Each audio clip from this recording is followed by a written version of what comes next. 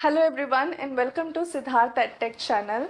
आज हमारी राजस्थान बजट और आर्थिक सर्वेक्षण की दूसरी क्लास है। पहली क्लास में हम लोगों ने एग्रीकल्चर चैप्टर से शुरुआत की थी, जहां हमने वेरियस डेटास देखे थे एग्रीकल्चर से रिलेटेड, जैसे कि कितना उसका कंट्रीब्यूशन है सेक्टर वाइज, कितना उसका प्रोडक्शन रहा है वेरियस सेक्टर्स का, हमने ये सारी डिटेल्स देखी थी। तो आज हम डिस्कस करने जा रहे हैं इस इकोनॉमिक सर्वे का एक बहुत ही महत्वपूर्ण एस्पेक्ट, जो कि है स्कीम्स। जितनी भी स्कीम्स लॉन्च की गई थी पिछले बजट में या जिनके लिए बजट में कुछ घोषणा की गई थी, उन पर हम आज चर्चा करेंगे और देखेंगे कि एग्रीकल्चर से रिलेटेड क्या क्या स्कीम्स हैं जो अवेलेबल है अभी। तो ये हमारा इंडेक्स था जहाँ पर हमने बात की थी कि ये सभी चैप्टर्स जो है उन्हें कवर किया जाएगा। At present we are at this agriculture and allied sectors को हम डिस्कस कर रहे हैं। तो आज की जो पूरी क्लास है वो रिलेटेड होगी, जितनी भी मेजर स्कीम्स और प्रोग्राम्स थे हम उन्हें डिस्कस करेंगे। ठीक है, तो यहीं से हम शुरुआत करते हैं। जो सबसे पहले हमारी स्कीम है वो है मुख्यमंत्री बीज स्वावलंबन स्कीम। तो इस योजना के तहत क्या कहा गया था कि ये योजना चाहती है कि वो फार्मर्स को प्रमोट करे। किस लिए? कि जो बीज होते हैं उन्हें वो खुद अपने ही खेतों में प्रोड्यूस करे। तो यहाँ पर सरकार क्या चाह रही थी फार्मर्स के लिए? They wanted to promote. ठीक है, देखिए आपको ये भी देखना है कि फर्स्ट टाइटल क्या है। तो यहाँ पर ऑब्जेक्टिव ही बता रहा है कि ऑब्जेक्टिव है इसे प्रमोट करना। किस चीज़ को प्रमोट करना चाहते हैं? Production of seeds. किस चीज का प्रमोशन है? Production of seeds. तो अब अगर हम सीड्स की बात कर रहे हैं तो उन्होंने क्लियरली कहा है कि कैसे सीड्स होने चाहिए? क्वालिटेटिव। दैट मीन्स कि ऐसा नहीं है कि आप संख्या में ज़्यादा सीड्स प्रोड्यूस करें। दे डोंट वांट कि आप बहुत सारे सीड्स प्रोड्यूस करें। कम हो चलेगा, बट वो अच्छी क्वालिटी के होने चाहिए कि उन सीड्स को जब हम ग्रो करें और जो फसलें उनसे पैदा हो वो अच्छी क्वालिटी की हो, जो प्रोडक्शन है वो ज़्यादा हो। तो ये स्कीम जो है वो लॉन्च की गई थी 2017 में। जब इसे लॉन्च किया था तब इसे राजस्थान के 3 एग्रो क्लाइमेटिक जोन्स में लॉन्च किया था। 3 एग्रो क्लाइमेटिक जोन्स। जैसे कि मैंने आपको पिछली क्लास में बताया था कि टोटल कितने एग्रो क्लाइमेटिक जोन्स हैं। Total we have 10 agro climatic zones in Rajasthan. तो यहाँ पर जो 3 जोन्स में लॉन्च किया था वो कौन कौन से थे? वो थे कोटा, भीलवाड़ा एंड उदयपुर। ऑलराइट, इन 3 जोन्स में इसे लॉन्च किया गया था 2017 में, बट 2018-19 में इस स्कीम को एक्सपैंड किया गया था और इसे सारे ही सभी 10 एग्रो क्लाइमेटिक जोन्स में अप्लाई किया गया था। तो यहाँ पर जो टारगेट है वो ये है कि ऐसी फसलें जैसे कि wheat, mustard, barley, soybean, moth, तो इन सभी फसलों के क्या हो, जो पिछले 10 साल की जो इनकी वैरायटीज़ है, जितनी भी इनकी वैरायटीज़ है, उनके सीड्स का प्रोडक्शन किया जाए। This is the target. Alright, बढ़ते हैं अगली स्कीम की तरफ। This is eradication of paste and diseases in non endemic areas. तो यहाँ पर क्या बोला गया है? Non endemic areas. क्लियरली ये वर्ड मेंशन है। आपको हमेशा समझना है किसी भी अगर स्कीम की बात हो रही है, so you have to know कि क्या पर्टिकुलर वर्ड्स का यूज़ किया जा रहा है।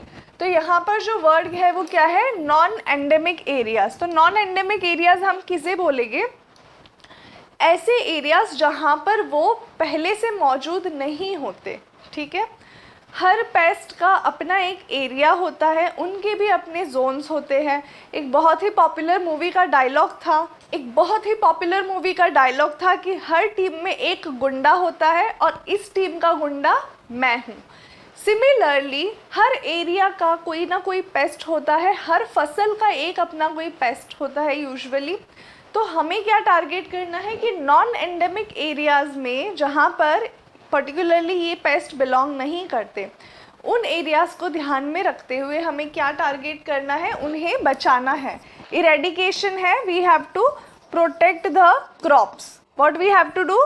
Protect the crops. किससे प्रोटेक्ट करना है? From paste.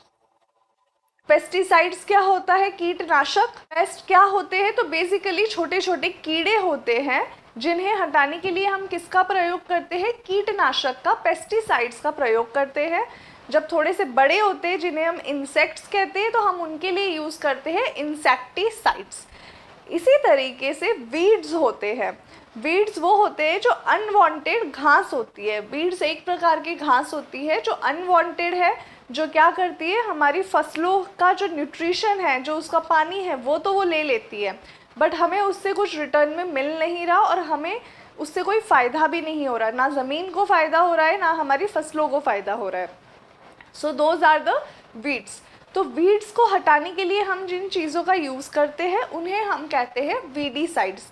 तो इस योजना के अंदर ऐसे केमिकल्स जो है वो सब्सिडी रेट पर फार्मर्स को प्रोवाइड करवाए जाएंगे, जो पेस्टिसाइड्स भी हो, जो वीडीसाइड्स भी हो, उन्हें भी इसी स्कीम में इंक्लूड किया गया है। और तो और जो बीज प्रोडक्शन हो रहा था, जैसे हमने देखा था मुख्यमंत्री स्वावलंबन स्कीम थी, ठीक है, उसके तहत क्या हो रहा था, हम सीड्स को प्रोड्यूस कर रहे थे। तो सीड्स को प्रोड्यूस करने के बाद भी जब तक हम उन सीड्स को यूटिलाइज नहीं कर लेते, जब तक हम उन्हें दूसरी फसल के लिए यूज़ नहीं करते, तब तक में उन बीजों को भी कीड़े लगने का डर होता है, तो उन्हें भी प्रोटेक्शन की ज़रूरत होती है। तो उसके लिए भी हम कुछ केमिकल्स का यूज़ कर सकते हैं। So for seed treatment, seed treatment के लिए भी अगर आप यूज़ कर रहे हैं केमिकल्स, तो वो भी सब्सिडी पे फार्मर्स को प्रोवाइड करवाई जा रही है।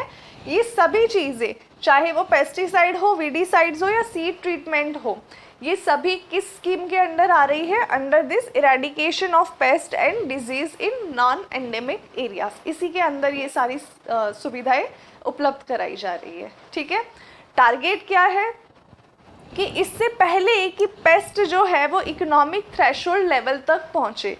इकोनॉमिक थ्रेशोल्ड लेवल वो होता है कि मान लीजिए हमने कुछ एरिया में फसल ग्रो की है, उस फसल से अगर हमें थोड़ा सा नुकसान हो जाता है, हमारी फसलों को अगर थोड़ा सा नुकसान होता है, तो वो हमारे लिए बहुत बड़ा लॉस नहीं होगा। हो सकता है प्रॉफिट में से कुछ अमाउंट हमारा कम हो जाए, but it is not affecting our livelihood. तो इकोनॉमिक थ्रेशोल्ड लेवल हम कहते हैं कि उस लेवल तक जब तक वो हमारे इकोनॉमी को अफेक्ट नहीं कर रहे हैं, but after a certain limit what happens, थोड़ी सी जब लिमिट क्रॉस हो जाती है, उसके बाद में पेस्ट इतना ज़्यादा डिस्ट्रॉय कर देते हैं हमारी फसलों को कि अब कुछ पॉसिबल नहीं है। हमने जितना इन्वेस्टमेंट किया था वो ऑलमोस्ट डूब चुका है। So that is economic threshold level. तो इस लेवल तक पेस्ट पहुँचे उससे पहले ही हमें क्या करना है? उन्हें रिमूव करना है, उन्हें हटाना है। चलिए आगे बढ़ते हैं हमारी नेक्स्ट स्कीम की तरफ। This is training for women. Clear है? शब्द से ही आप समझ पा रहे हैं। देखिए, ट्रेनिंग यानी कि उन्हें हम प्रैक्टिकल नॉलेज दे रहे हैं। ट्रेनिंग बेसिकली कब होती है? जब हम किसी थियोरिटिकल नॉलेज को प्रैक्टिकली अप्लाई करते हैं। ठीक है, आपने MBBS कर लिया, you have to do the internship. क्यों करनी होती है? कि हमने थियोरी में तो पढ़ लिया है कि ओके इंजेक्शन को ऐसे लगाना होता है, इतने एंगल पे लगाना होता है, बट जब तक हम उसे प्रैक्टिकली अप्लाई नहीं करेंगे तब तक हमें नहीं पता कि हम इसे सही तरीके से कर रहे हैं या गलत तरीके से। सिमिलरली, क्योंकि हम टॉपिक अभी पढ़ रहे हैं agriculture, so we know that this scheme is somewhere related to farming and agriculture, right? So training, but whom we are providing this training to? To women. This is only for women. और किस type की training है? These are one day trainings. ठीक है, एक दिन की training provide करवाई जा रही है औरतों को। किस लेवल पे? At the gram panchayat level. ठीक है, यानी कि हर ग्राम पंचायत के लेवल पे इन्हें सिलेक्ट किया जा रहा है वुमेन्स को, और इन्हें ट्रेनिंग प्रोवाइड करवाई जा रही है। हर पंचायत से लिया जा रहा है 30 वुमेन्स को। ठीक है, 30 औरतों को सिलेक्ट किया जा रहा है, उन्हें असिस्टेंस के तौर पे, क्योंकि आपने ट्रेनिंग तो दे दी बट उसे अप्लाई कैसे करें? अगर वो फाइनेंशियली सक्षम नहीं है तो वो उसे अप्लाई भी नहीं कर सकेगी, जो भी नई चीज़ें उन्होंने सीखी है उन्हें। तो उसके लिए उन्हें असिस्टेंस भी दिया जा रहा है 3000 रुपीज़ पर वुमन। ठीक है, so they are getting 3000 rupees पर वुमेन। अब ट्रेनिंग में उन्हें क्या सिखाया जा रहा है, तो जितनी भी एग्रीकल्चर से रिलेटेड नई टेक्नोलॉजीज़ आई है, इसमें हो सकता है ड्रोन उड़ाना सिखाया जाए, स्प्रिंकलर्स को कैसे यूज़ करना है ये सिखाया जाए। बहुत बेसिक चीज़ें भी होती हैं जिसे हम टेक्नोलॉजी में काउंट करते हैं, बट अब तक काफ़ी सारे ऐसे लोग हैं जिन्हें इन्हें यूज़ करना नहीं आता। तो ये सभी ट्रेनिंग उन्हें प्रोवाइड करवाई जाती है। हर ट्रेनिंग सेशन का एक ऑब्जेक्टिव होता है, एक एजेंडा होता है कि वो क्या एग्जैक्टली सिखाने वाले हैं, एंड फिर अकॉर्डिंगली वुमेन्स को सिलेक्ट किया जाता है कि कौन इसे कर सकेंगे। ठीक है, फिर यही जो वुमेन्स है जो सीख चुके हैं, जिन्होंने ट्रेनिंग ले ली, कि आगे और इसको फैलाते हैं और लोगों को इसकी ट्रेनिंग देते हैं। ऑलराइट, आगे बढ़ते हैं, देखते हैं हमारी अगली स्कीम क्या है। सो दिस इज इंसेंटिव। यहाँ पर हम क्या दे रहे हैं, इंसेंटिव दे रहे हैं। इंसेंटिव क्या होता है, किसी चीज़ को प्रमोट करने के लिए, उत्साहित करने के लिए, कि हम चाहते हैं कि आप पार्टिसिपेट करें, इसके लिए हम आपको कुछ अमाउंट दे रहे हैं। ठीक है, दैट इज इंसेंटिव। किसे दे रहे हैं, गर्ल्स को। अब देखिए ट्रेनिंग किसको दी जा रही थी, पिछली वाली स्कीम में वुमेन्स को दी जा रही थी। यहाँ पे इन्होंने साफ साफ वर्ड यूज़ किया है गर्ल्स। इंसेंटिव किसे दिया जा रहा है, गर्ल्स को। So we know the difference between girls and women, that much is very much expected from you कि इतना डिफरेंस आपको पता होगा। अब ये किस लिए दिया जा रहा है, एग्रीकल्चरल एजुकेशन के लिए। So what they are saying कि कोई अगर एग्रीकल्चर को फॉर्मली परस्यू कर रहा है, आप बहुत सारे कोर्सेज किए होंगे, आपने देखा होगा बीबीए कर रहा है कोई, बीए कर रहा है कोई, मेडिकल कर रहा है, इंजीनियरिंग कर रहा है। ठीक है, ऐसे बहुत सारे कोर्सेज अवेलेबल होते हैं, बट एग्रीकल्चर से रिलेटेड भी एक कोर्स है। ठीक है, सो डिपार्टमेंट ऑफ एग्रीकल्चर कौन दे रहा है इस स्कीम को, डिपार्टमेंट ऑफ एग्रीकल्चर की ओर से ये स्कीम है, जिसमें ये कहा गया है कि if girls are pursuing this as a formal education, अगर वो उसमें पढ़ाई कर रहे हैं तो उन्हें कुछ इंसेंटिव्स दिए जाएंगे। तो अब ये इंसेंटिव्स क्या है और किस लेवल पे है, तो एक तो है सीनियर सेकेंडरी लेवल पे। सीनियर सेकेंडरी हम किसे कहते हैं, एक है ग्रेजुएशन के लेवल पे, एक है पीजी के लेवल पे, और एक आ जाता है पीएचडी के लेवल पे। ठीक है, तो ये कैटेगरीज है। तो उन्हें कितना अमाउंट दिया, 15,000। उन्हें कितना अमाउंट दिया जा रहा है, 15,000। फॉर ग्रेजुएशन एंड पीजी उन्हें कितना अमाउंट दिया जा रहा है, 25,000। सिमिलरली अगर कोई पीएचडी कर रहा है, कोई क्या कर रहा है, एग्रीकल्चर में कोई गर्ल है जो पीएचडी कर रही है, तो उसे दिया जाएगा 40,000। ठीक है, तो इतने उन्हें बेनिफिट्स मिल रहे हैं if they are pursuing this course. तो आप देखिए कि उनकी कोर्स की फ़ीस तो इसमें से निकल जाएगी, साथ ही में उनके रहने का खर्चा, हॉस्टल की फ़ीस, खाने पीने का खर्चा भी इसी अमाउंट से निकल सकता है। ऑलराइट, देखते हैं अगली स्कीम क्या है, एग्रीकल्चरल डेमोन्स्ट्रेशन। डेमोन्स्ट्रेशन क्या होता है, किसी भी एक्टिविटी को करके दिखाना कि ये इस तरीके से होती है। ठीक है, दैट इज डेमोन्स्ट्रेशन। तो यहाँ पर क्या किया जाएगा कि फार्मर्स को क्रॉप डेमोन्स्ट्रेशन दिया जाएगा। क्या दिया जा रहा है, क्रॉप डेमोन्स्ट्रेशन। ठीक है, क्यों दिया जा रहा है, why do we need this crop demonstration, because अक्सर क्या फार्मर्स की भी ये थिंकिंग होती है, फार्मर्स छोड़ो, overall this is human behaviour, कि जब तक हम अपनी आँखों से किसी चीज़ को देख नहीं लेते हम उस पर विश्वास नहीं कर पाते। राइट, कानों सुनी बात पर तो हम बिल्कुल जल्दी से विश्वास नहीं करते, वी नीड अ प्रूफ। तो जब तक हमें कोई चीज़ दिखा नहीं देता, कोई वीडियो, कोई फोटोग्राफ, या फिर हमारे पास कुछ उसका लाइव प्रेजेंटेशन ना हो, तब तक हम उस चीज़ पर यकीन नहीं कर पाते। So similarly what we have thought is कि फार्मर्स को क्यों ना ऐसे डेमोन्स्ट्रेशंस दिखाए जाए कि उन्हें सच में यकीन हो कि ये चीज़ इस तरीके से काम करती है और बेनिफिशियल भी है, रिजल्ट्स भी मिल रहे हैं। तो डेमोन्स्ट्रेशन एक दिन में तो संभव नहीं है, फॉर एग्ज़ाम्पल अगर मुझे बताना है कि ये क्रॉप का सीड है, एक नई वैरायटी आई है और मुझे उन्हें बताना है कि ये कितनी अच्छी है उनके लिए, तो मैं कैसे बताऊंगी? So first I will go to them, I will go to their farm, वहाँ पर हम सीड को लगाएंगे, फिर हम वेट करेंगे कि कब वो ग्रो करेगा, कब उसके हार्वेस्टिंग का टाइम आएगा। इन सभी चीज़ों को रिकॉर्ड किया जाएगा और फिर उन फार्मर को बताया जाएगा कि देखिए अभी तो ये एक सीड आपने ग्रो किया है, इससे आपको ये बेनिफिट मिला है। तो इस तरीके से आप और बेटर रिजल्ट्स भी देख सकते हैं, ठीक है। अब ये जो डेमोन्स्ट्रेशन है ये बहुत यूज़फुल है किसके लिए? एग्रीकल्चर एक्सटेंशन के लिए, यानी कि जो हम स्कोप एग्रीकल्चर का बढ़ाना चाहते हैं उसके लिए, न्यू वेराइटीज़ को पास ऑन करने के लिए।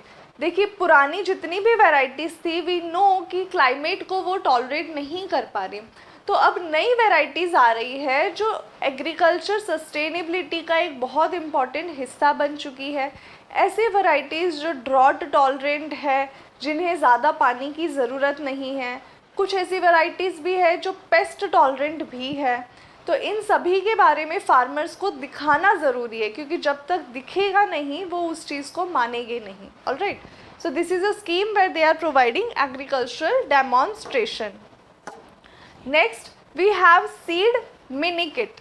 अब इसमें से अभी तक हमने, this is the 6th scheme, इसमें से 5 स्कीम ऐसी है जो इससे प्रीवियस इकोनॉमिक सर्वे में भी प्रेजेंट थी, इसीलिए मैं इन्हें काफ़ी ब्रीफ में बता रही हूँ, क्योंकि ये सभी स्कीम्स जो है वो ऑलमोस्ट रिपीट हो रही हैं। सीड मिनी किट्स में क्या था? फीमेल फार्मर्स को फ्री ऑफ कॉस्ट कुछ छोटे छोटे किट्स दिए जा रहे हैं। किसे दिए जा रहे हैं? फीमेल फार्मर्स को। नाम में क्या लिखा है? Seed mini kit. मिनी का मतलब क्या है? छोटा। तो ऐसे छोटे किट्स दिए जा रहे हैं जिसमें अलग अलग वैरायटी के सीड्स हैं जो अभी न्यूली रिलीज्ड हुए हैं। तो ये क्यों दिए जा रहे हैं? क्योंकि देखिए पहली बार में झिझक होती है इंसान को किसी भी चीज़ को खरीदने में। आपने देखा होगा बहुत पॉपुलर आजकल ऐप्स चल रहे हैं जहाँ पे कॉस्मेटिक प्रोडक्ट्स है वो फ्री ऑफ कॉस्ट दिए जा रहे हैं, उन्हें हम कहते हैं सैम्पल प्रोडक्ट्स। तो बहुत ही छोटे छोटे प्रोडक्ट्स जो है वो इतने से 1 ग्राम की क्रीम जो है वो आपको फ्री ऑफ कॉस्ट दी जा रही है। They first say it is free of cost but they are taking delivery charges, तो उन्हें तो फिर भी फ़ायदा है। किस तरीके से? एक बार उन्होंने आपको सैम्पल दे दिया, if you liked the sample तो आप सोचोगे कि हाँ ये प्रोडक्ट अच्छा है, लेट मी ऑर्डर, और जब आप ऑर्डर करोगे तो वो कंपनी के लिए बेनिफिशियल है, राइट। इसी तरीके से फार्मर्स में भी, किसानों में थोड़ी सी झिझक होती है कि हम नई वैरायटी कैसे ट्राई कर ले। दे थिंक कि अगर इसने हमें प्रॉपर प्रोडक्शन नहीं दिया, अगर इसमें जो अमाउंट ऑफ प्रोडक्शन है वो कम हुआ तो उससे हमारा क्या होगा, क्योंकि वो तो फुल्ली अपनी फार्मिंग पे डिपेंडेंट रहते हैं लाइवलीहुड के लिए। So it is very crucial for them, so they are not going to take such a big risk कि वो अपने आप पैसे इन्वेस्ट करके बीज खरीदे और उसे उगाए। तो नई वेराइटीज़ ट्राई करने से थोड़ा सा वो झिझकते हैं। इस वजह से जो भी वेराइटीज़ आ रही है उसके उन्हें फ्री सैम्पल्स दिए जाते हैं। So these are being provided to female farmers, और इन सैम्पल्स के थ्रू जब वो देखते हैं कि ठीक है उन्होंने कोशिश की, उन्होंने उगाए कुछ फसलें and if the result is good, तो वो अगली बार सोचेंगे कि हाँ अब हम इसे परचेज कर लेते हैं because this is beneficial for us, ठीक है। So this is also a kind of promotional scheme. Moving on forward, this is micronutrient mini kit. अब माइक्रोन्यूट्रिएंट क्या होते हैं? हमारे सॉइल को कुछ न्यूट्रिशन की ज़रूरत होती है। हमने न्यूट्रिशन को 2 भागों में डिवाइड किया हुआ है। न्यूट्रिशन जो रिक्वायर्ड है, एक तो होते हैं major,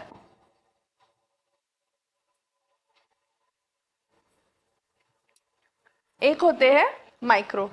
so there are 2 types of nutritions that are present in the soil, micro and major. तो जो माइक्रो न्यूट्रिएंट्स है वो इजीली अवेलेबल नहीं होते, उन्हें सॉइल में आने में काफ़ी समय लग जाता है, उन्हें बनने में काफ़ी समय लग जाता है।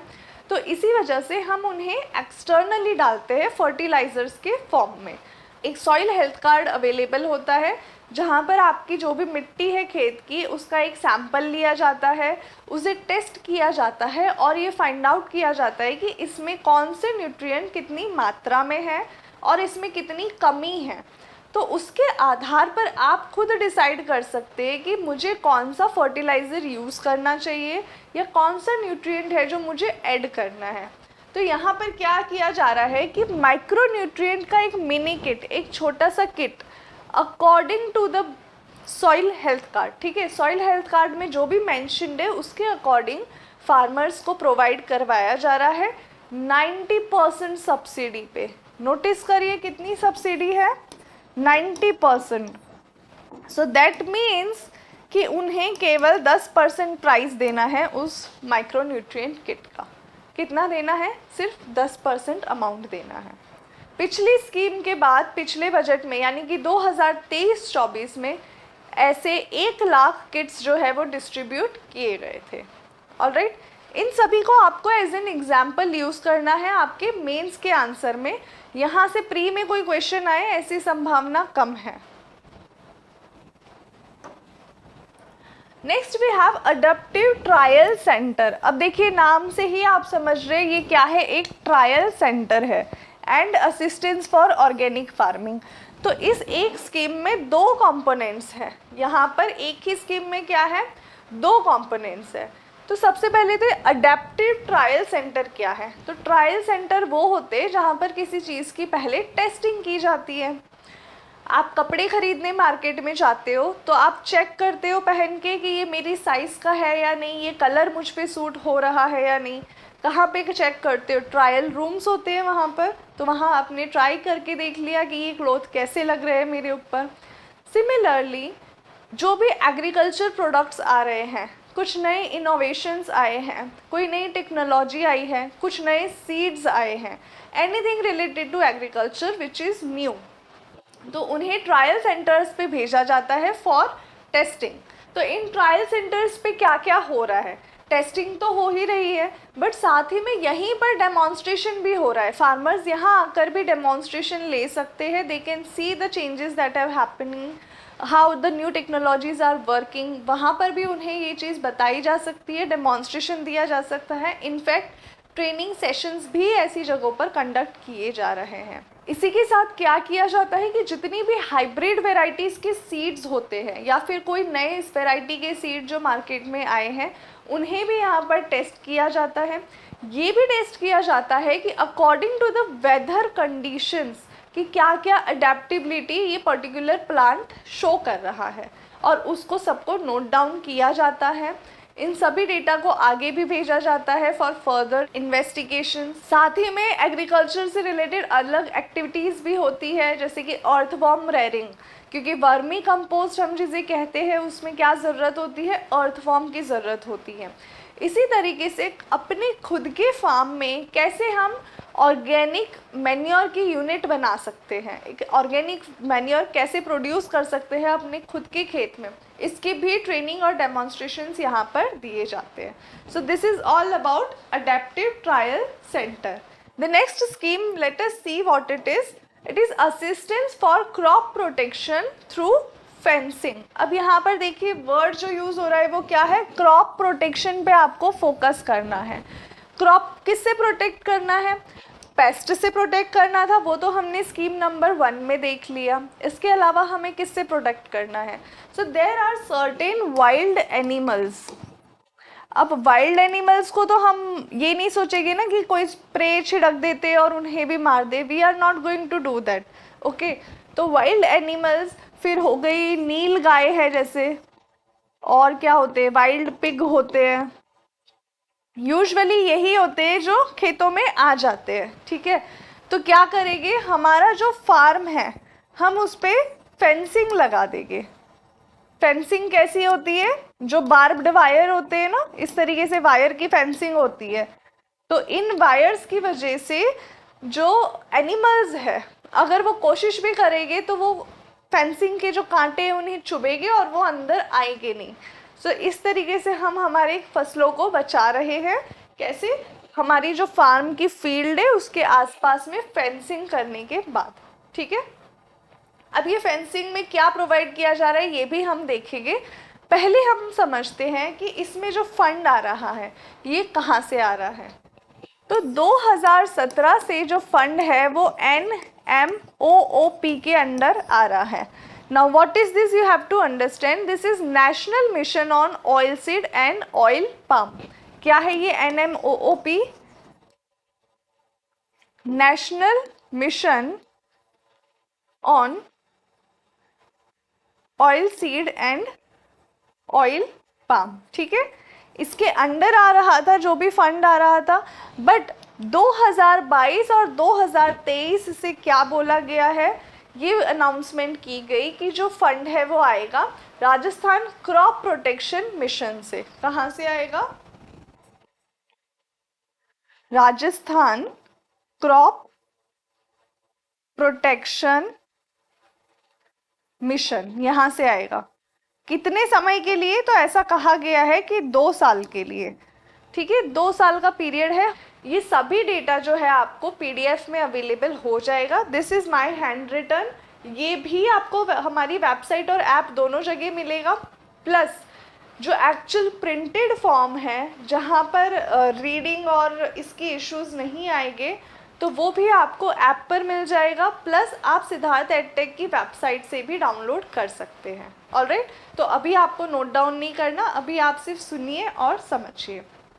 तो अब देखते हैं कि कैसे हम ये फंडिंग प्रोवाइड कर रहे हैं। तो जितने भी स्मॉल एंड मार्जिनल फार्मर्स हैं उनके लिए तो क्या कहा गया है, ये कहा गया है कि हम क्या प्रोवाइड करेंगे, सब्सिडी ऑफ 60%, ठीक है। कितनी subsidy? 60% of the unit cost, जितना भी कॉस्ट आ रहा है उसका 60% तक सब्सिडी प्रोवाइड करेगी। या फिर क्या बोला है, 120 रुपीज़ पर मीटर। ये क्यों कहा गया? क्योंकि फेंसिंग का सिर्फ जो वायर है ना वो तो अवेलेबल हो जाता है मार्केट में, वो वायर ही तो कॉस्टली होता है। So they are trying to purchase this wire. तो इन्होंने क्या कहा है कि जो वायर है वो 120 पर मीटर की रेट पर अवेलेबल करवाई जाएगी, ठीक है, इतना इन्हें कहा गया है। या फिर वो क्या कर सकते हैं, जितना भी उनका टोटल बिल आया उस पर 60% तक सब्सिडी ले सकते हैं। बट यहाँ पर भी कंडीशन क्या है, दोनों में से जो भी कम होगा वो हो, ठीक है, दोनों में से जो भी कम होगा। या फिर क्या कहा गया है, और up to the cost of 48,000, कितना, 48,000 पर फार्मर, यानी कि एक किसान को मैक्सिमम 48,000 दिया जाएगा। क्योंकि यहाँ कहा है विच एवर इज लेस, जो भी कम हो, इन तीनों में से जो भी सबसे कम होगा वो किया जाएगा। So it depends upon how big is your farm और कितनी आपको फेंसिंग की ज़रूरत पड़ रही है, उस पर ये सारी चीज़ें डिपेंड करेगी, ठीक है। इसी तरीके से जो दूसरे फार्मर्स हैं, स्मॉल एंड मार्जिनल को छोड़ के जितने भी हैं, उनके लिए भी ये स्कीम है। बट उसमें ये कहा गया है कि सब्सिडी तो कितनी होगी, 50% होगी। और पर मीटर के प्राइस से अगर देखें तो 100 रुपीज़ पर मीटर पे उन्हें फेंसिंग प्रोवाइड की जाएगी, ठीक है। और यहीं पे क्या बोला, up to the cost of 40,000, up to 40,000 पर फार्मर। अब इनमें से जो भी लेस होगा वो उस किसान को प्रोवाइड करवाया जाएगा, ठीक है। बहुत ही बेसिक स्कीम है, प्रोटेक्शन ऑफ द क्रॉप्स के लिए ये स्कीम है। तो आप देखिए, आपको जो अपना विजन है उसे डाइवर्स करना है। कभी भी अगर क्वेश्चन आया कि प्रोटेक्शन ऑफ क्रॉप्स के लिए क्या क्या स्कीम्स है, तो हमें सिर्फ पेस्ट को नहीं समझना है। यूजुअली हम इतना ही सोचते हैं कि क्रॉप्स को किससे खतरा है, पेस्ट से खतरा है, दैट्स इट। तो हमें उसके आगे भी बढ़ के सोचना है कि पेस्ट के अलावा किससे खतरा है, बड़े वाइल्ड एनिमल्स से भी खतरा है, उससे भी हमें प्रोटेक्ट करना है। एंड अदर देन दैट जो वेदर चेंजेस है, ठीक है, इसके आगे एक और स्कीम आएगी जहाँ पर क्रॉप इंश्योरेंस है, तो हम उसे वहाँ पर भी डिस्कस करेंगे। तो उसे भी हमें क्रॉप प्रोटेक्शन में ही इंक्लूड करना है। Alright, moving on further, scheme number 10 is related to assistance to landless labours. Landless labours कौन होते हैं? वो जो खेती तो करते हैं बट अपने फार्म पर नहीं, उनके पास ज़मीन नहीं है, तो जिनके पास ज़मीन है वो उनके खेतों में जाकर उनकी मदद करते हैं, ठीक है, उन्हें खेती में हेल्प करते हैं। ऐसे फार्मर्स जिनके पास अपनी खुद की ज़मीन नहीं है पर वो किसी और के खेत में जाकर हेल्प करते हैं, वहाँ पर मदद करते हैं, ठीक है। तो जो बजट अनाउंसमेंट हुई थी 2023-24 में, उसमें कहा गया था कि राजस्थान कृषि संबल योजना, ठीक है, क्या थी? राजस्थान कृषि श्रमिक संबल योजना। राजस्थान कृषि श्रमिक संबल, this was a mission actually, alright. तो देखिए, राजस्थान तो हमें पता है, राजस्थान स्टेट की बात हो रही है, कृषि इज रिलेटेड टू एग्रीकल्चर, श्रमिक मीन्स लेबर की बात हो रही है, संबल मिशन, ठीक है। तो उन्हें और सक्षम बनाया जा सके, इसके लिए 2 दिन का एक ट्रेनिंग प्रोग्राम रखा गया था और ये रेगुलरली ऐसे ट्रेनिंग प्रोग्राम्स कंडक्ट किए जा रहे हैं उनकी स्किल डेवलपमेंट के लिए, ताकि वो और बेहतर तरीके से काम करें और जो भी उन्हें रिम्यूनरेशन मिल रहा है वो भी इम्प्रूव हो। Moving on to the next scheme, we have national food security mission. अब ये जो फूड सिक्योरिटी मिशन है ये काफ़ी पुराना है एंड दिस इज़ नेशनल, यहाँ पर राजस्थान शब्द का यूज़ नहीं हुआ है। सो नेशनल स्कीम है, right. It was launched in 2007-8। That means कि या तो ये सेंट्रली स्पॉन्सर्ड स्कीम होगी या फिर ये सेंट्रल सेक्टर की स्कीम होगी। तो यहाँ पर ये सेंट्रली स्पॉन्सर्ड है, जहाँ पर रेशियो क्या है, 60:40 का है। 60 किसका है, GOI का, केंद्र सरकार का, और 40 किसका है, गवर्नमेंट ऑफ राजस्थान का, ठीक है, राज्य सरकार का इतना कंट्रीब्यूशन है। क्या क्या फूड सिक्योरिटी मिशन में हमारे टारगेट्स है, तो इसमें बहुत सारी चीज़ें इंक्लूडेड है, जैसे कि स्प्रिंकलर्स सप्लाई करना, पंप सेट्स देना, सर्टिफाइड बीज देना, इसी के साथ साथ में सपोर्ट करना फार्मर्स का। मेजर कंट्रीब्यूशन जो है वो है व्हीट एंड पल्सेस के लिए, ठीक है। इसमें जितनी भी चीज़ें शामिल हो रही है उसमें जो भी मेजर कंट्रीब्यूशन है वो लगभग क्या है, व्हीट एंड पल्सेस के लिए है। साथ ही में मैं ये बता दूं कि ये स्कीम राजस्थान के 14 डिस्ट्रिक्ट्स में लागू हो रही है, सभी डिस्ट्रिक्ट्स में नहीं है। कहाँ कहाँ पर है, 14 डिस्ट्रिक्ट में है, ऑलराइट। मूविंग ऑन फर्दर, क्योंकि ये स्कीम थोड़ी पुरानी हो चुकी है तो यहाँ से क्वेश्चन आने की संभावना अब कम है।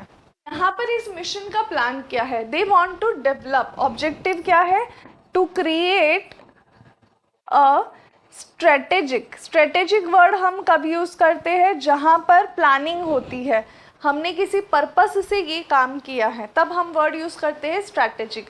तो यहाँ पे हमारा टारगेट क्या है, to create a strategic research and extension plan. तो क्या बनाना चाह रहे हैं, एक स्ट्रैटेजिक, एक प्लान्ड रिसर्च होनी चाहिए प्लस एक्सटेंशन होना चाहिए। एक्सटेंशन ऑफ एग्रीकल्चर में क्या है कि हमें अपना जितना भी एरिया ऑफ एग्रीकल्चर है उसे क्या करना है, ब्रॉडन करना है, थोड़ा उसे वाइडन करने की ज़रूरत है। तो हमें न्यू टेक्नोलॉजीज अडेप्ट करनी है, जैसे कि आज के दिन में भी बहुत सारे फार्मर्स हैं जो मैनुअली वर्क करते हैं। हमें हार्वेस्टिंग करनी होती है तो हार्वेस्टिंग भी मैनुअली की जाती है, हाथों से डायरेक्टली की जाती है। ऐसे बहुत कम फार्मर्स हैं जो मशीनों का यूज़ कर रहे हैं। मशीनों के यूज़ से क्या हो रहा है, एक तो हमारा समय बच रहा है। कोई भी ऐसी अगर वस्तु है जो जल्दी से ख़राब हो जाती है, जिसे हम कहते हैं पैरिशेबल, ठीक है, जितने भी हमारे पैरिशेबल गुड्स हैं, अगर हमने उन्हें समय पे हार्वेस्ट कर लिया होता, समय पर हमने उसे पहुंचा दिया होता सही जगह पे, जहाँ पे वर्ड क्या हम यूज़ करेंगे, मार्केटिंग।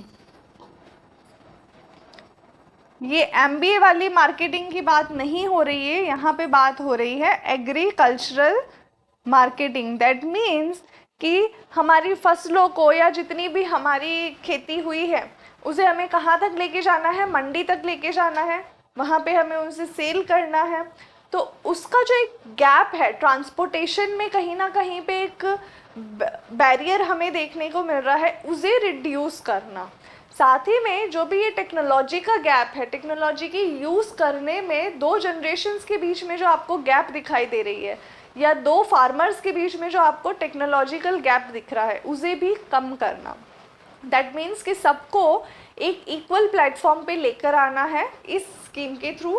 कैसे हम इसको लेकर आ रहे हैं, सो वही चीज़ें हैं कि हम एग्जीबिशंस कर रहे हैं, सेमिनार कर रहे हैं, ट्रेनिंग प्रोवाइड करवा रहे हैं, डेमोन्स्ट्रेशंस दे रहे हैं, and we are encouraging the farmers to attend them all.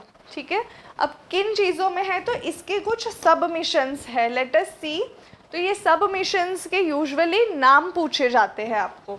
So the first one is submission on agriculture extension, जैसे कि हमने अभी अभी बात की थी। The next one is agriculture mechanisation, ये भी मैंने आपसे चर्चा की है कि हार्वेस्टिंग के लिए मशीन्स का यूज़ करना, इनफैक्ट सोइंग के लिए भी आप मशीनों का यूज़ कर सकते हैं। ठीक है, so everywhere machines are very much useful.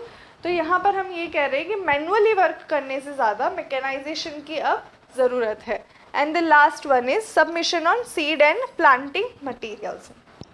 Seed and planting materials में हम क्या कर रहे हैं, हमने ये भी बताया ना कि सीड्स को कैसे वो खुद अपने फार्म पे ग्रो कर सकते हैं।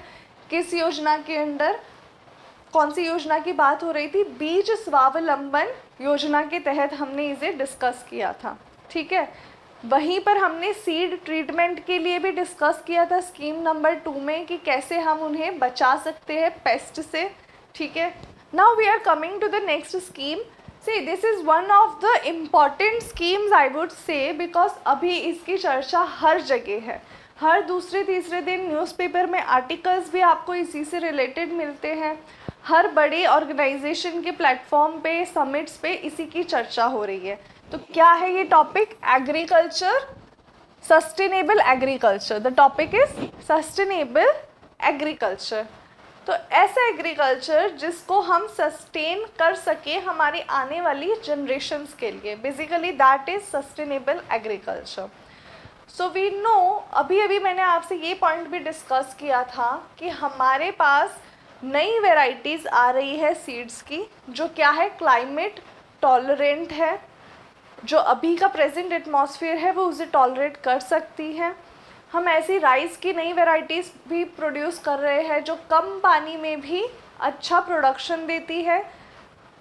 समुद्र का जो पानी है वो खेती के लिए उपयुक्त नहीं होता है, तो इसीलिए नई वेराइटीज़ ऐसी बनाई जा रही है कि क्या हो अगर वो जो सीड्स है, जो नई वेराइटीज़ हो, वो समुद्र के पानी को झेल सके।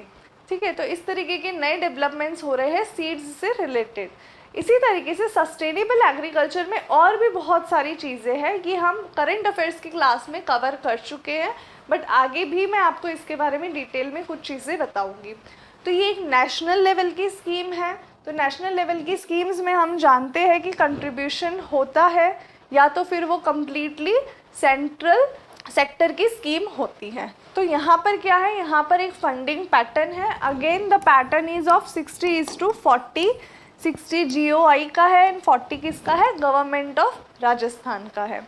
अब इसके अंडर भी यहाँ पर भी बहुत सारे कंपोनेंट्स है, बट 3 सबमिशंस है। So let us see, the first one is rain fed area development. तो यहाँ पर रेन फेड डेवलपमेंट में हम क्या बताना चाह रहे हैं कि हम एक ऐसा इंटीग्रेटेड फार्मिंग सिस्टम डेवलप करना चाहते हैं जहाँ पर आपके एग्रो क्लाइमेटिक जोन के अकॉर्डिंग आपकी जो नीड्स है वो फुलफिल होगी।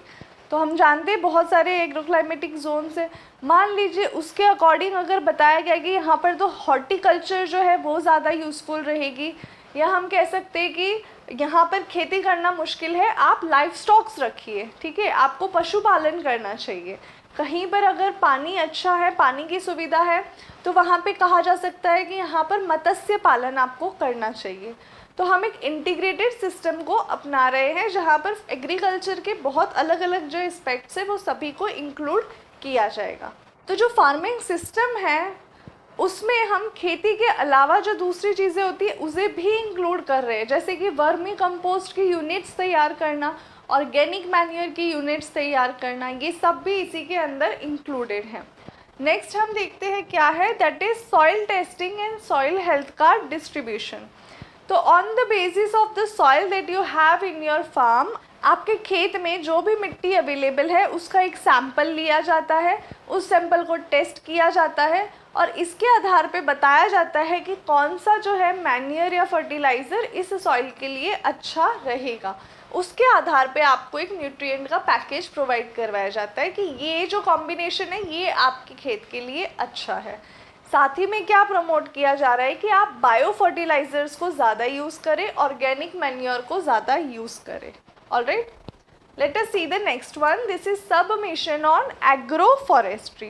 So basically agroforestry क्या कहता है कि आप एग्रीकल्चर के साथ साथ में फॉरेस्ट्री करिए, यानी कि ऐसे पेड़ उगाए जिसमें से लकड़ा भी हमें मिल सकता है. Because we have cause destruction of forest in the need of wood, we wanted wood, so what we did, we chopped off many trees.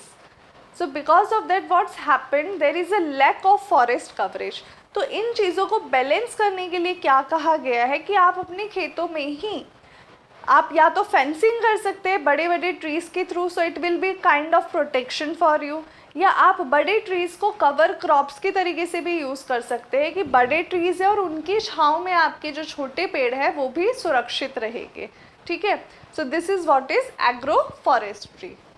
Now let us see the next scheme, परंपरागत कृषि विकास योजना.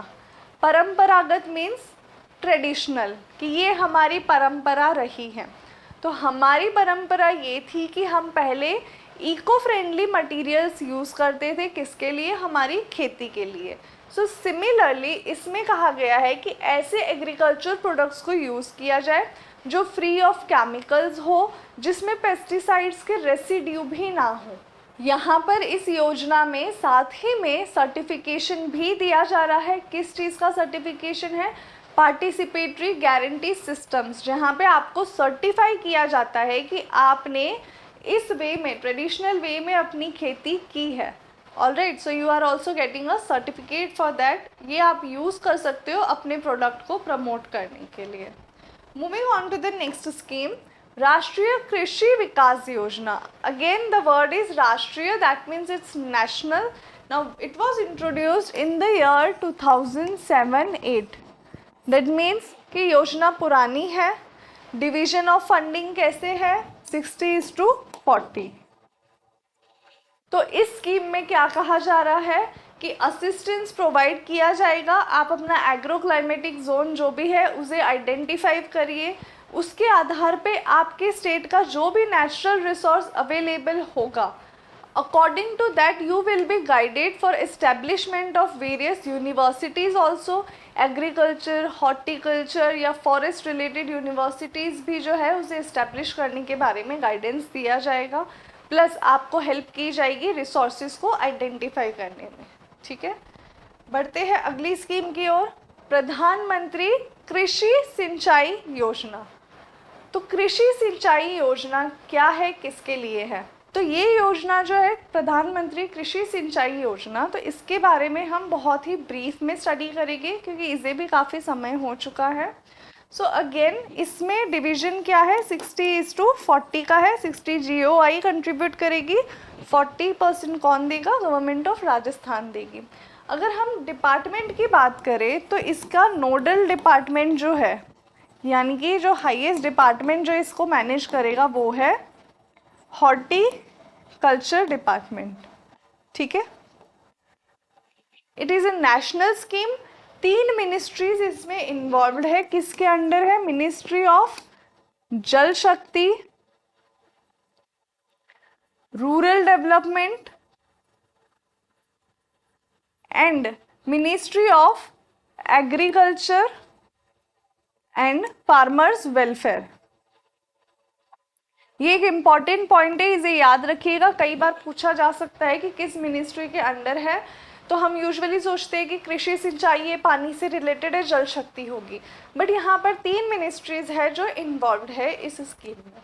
ठीक है, इसी के साथ हमें ये भी ध्यान रखना है कि इस स्कीम का ऑब्जेक्टिव क्या है. ठीक है, what is the objective of this scheme. So objective is to reduce dependence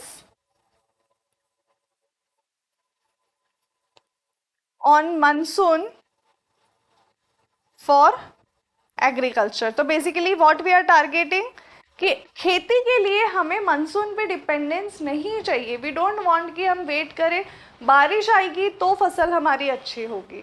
तो उसके लिए हमें क्या करना होगा, पानी को बचाना होगा, पानी को सेव करना होगा, उसे स्टोर करना होगा.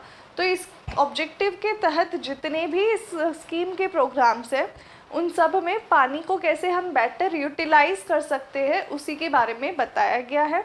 अल्टीमेट एम ये है कि हर खेत को पानी मिलना चाहिए, that is the ultimate aim of this scheme. Alright, बहुत ही ब्रीफ में हम इसे करेंगे। नेक्स्ट और जो आखिरी स्कीम है इस एग्रीकल्चर से रिलेटेड वो है प्रधानमंत्री फसल बीमा योजना। तो देखिए अगेन नाम से आपको समझ में आ रहा है कि फसल यानी क्रॉप्स का क्या है, बीमा, that means insurance. So this is a scheme for crop insurance. तो यहाँ पर भी क्या कहा गया है कि क्रॉप्स को इंश्योरेंस प्रोवाइड करवाया जाएगा, बट डिवीजन किस आधार पे है आइए हम उसको समझते हैं। ऐसा कहा है कि जो खरीफ क्रॉप्स है, रबी है और कमर्शियल है, ठीक है, 3 कैटेगरीज में इन्हें डिवाइड किया गया है और कहा गया है कि खरीफ क्रॉप्स के लिए 2% प्रीमियम देना होगा, रबी क्रॉप्स के लिए 1.5% और कमर्शियल क्रॉप्स के लिए उन्हें देना होगा 5% प्रीमियम। अब यहाँ पर सरकार ने ये कहा है, यूनियन गवर्नमेंट ने, कि मैक्सिमम 25% तो वो सब्सिडी देंगे, मैक्सिमम 25% सब्सिडी वो देंगे किसके लिए, इरिगेटेड लैंड के लिए, ठीक है, ऐसी लैंड जो इरिगेटेड है, और नॉन इरिगेटेड के लिए कितना देंगे, 30% प्रीमियम सब्सिडी मिलेगी जहाँ पर नॉन इरिगेटेड लैंड है उसके लिए, ठीक है। स्कीम कब लॉन्च हुई थी, so it was launched in 2016। Alright, so this is where we end our today's session. हमने एग्रीकल्चर से रिलेटेड टोटल 19 स्कीम्स को कवर किया है। बहुत ज़्यादा डिटेल में हम इन्हें नहीं स्टडी कर रहे क्योंकि आप इकोनॉमिक सर्वे में अगर देखेंगे तो उसमें डेटा ज़्यादा दिया हुआ है कि कितना बजट उन्होंने इस स्कीम को अलोकेट किया है, कितने फार्मर्स को ये स्कीम अब तक अवेलेबल हो चुकी है। तो इस तरीके के क्वेश्चंस जो है वो एग्जामिनेशन में नहीं आते। जहाँ से क्वेश्चंस बनते हैं वो सभी चीज़ें मैं आपको इस क्लास में इंक्लूड करवा चुकी हूँ, ठीक है। नोट्स आप डाउनलोड कर सकते हैं सिद्धार्थ एडटेक ऐप से या फिर siddharthedtech.com वेबसाइट से। अगली क्लास जो है वो भी आपके लिए काफ़ी इम्पॉर्टेंट है, जहाँ पर हम एग्रीकल्चर के दूसरे एस्पेक्ट्स देखेंगे, जिसमें इंक्लूड करेंगे हम हॉर्टिकल्चर को, एनिमल हस्बेंड्री को, डेयरिंग को, ठीक है, ये सारी चीज़ें इंक्लूड की जाएगी। So the next class would be conducted on Monday at 5 PM। Thank you.